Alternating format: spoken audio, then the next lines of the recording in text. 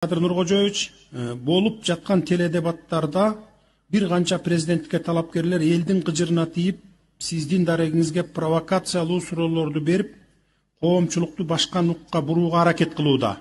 30 жылдан берки системада иштеп, бирок бир да элге пайда алып келбеген башка талапкерлерге сиздин жооп берүүңүздү суранабыз. Кара Суу районунун тургуну Мамедов Кубаныч дейт. Урматтуу агайын туугандар, урматтуу кыргызстандыктар, теледебат боюнча мен мурунку теледебатка катышкан жокмун. Эмне себеп дегенде, теледебат эмес эле ушак дебат болуп кетти. Көрдүңүздөр, акыйнеге айтыш болуп атат. Эгерде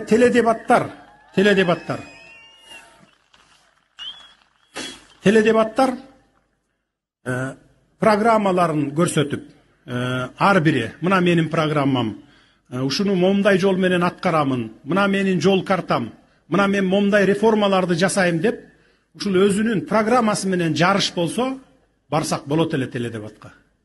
Анан ошо теледебатка барып алып 3 саат акыйнеге айтышып алар менен ушак териштирип, жалган жалааларды териштирип отурганча ар бир районду кыдырып, ошол убактымды бир айылдарга жумшап, райондо эмне проблема бар, айылда эмне проблема бар, эртең президенттик шайлоодон Кудай буйруп өтүп калсам, ошолорду оперативдүү түрдө чечкенге деп ар бир район боюнча өзүнчө папка чогултуп жүрөм.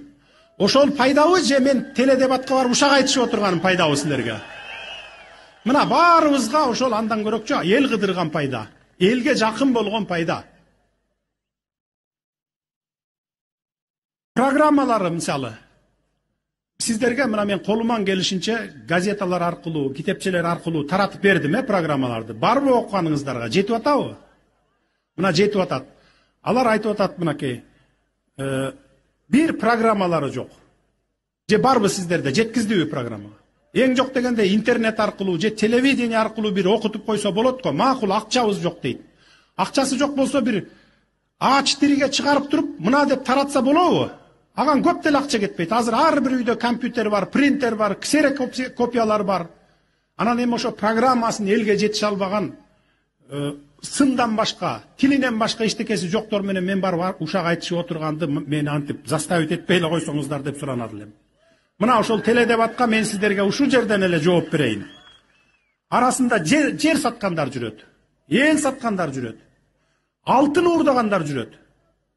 Эптеп эле баягы 2 айдын ичинде ушул кандидат болуп, баягы диги кандидаттын удостоверениясын алып алсам, камалбай турам го, дагы бир нерсе болуп кетеби деген шылтоо менен неме алып алгандар бар арасында. Библиотека, жер саткандар бар мисалы. Азыр кандидаттардын аттарын атай албайт экенбиз, анткени бул мыйзам жол бербейт экен. Ошон үчүн өзүңүздөр эле ким экенин билип аласыздар. Библиотека саткан, жер саткан бир кандидат чыгып алып кечө күнү. Мына мен буга чейин интернетти караганга убактым болбой атты эле. Кечө бир сутка ушул самолет учпай Бишкектин аэропортунда отуруп убактым болду. Митингтерин көрдүм, дебаттарын көрдүм, мен жөнүндө жамандап аткандарын көрдүм. Булардын программасы жок экен. Бир эле программасы бар экен, Жапаровду жамандаш деген эле. Анан ошол жигит айтат, кандидат. Мен дейт, Кумтөрдү дейт 100% мамлекетке иштеткенге менин күчүм жетет дейт.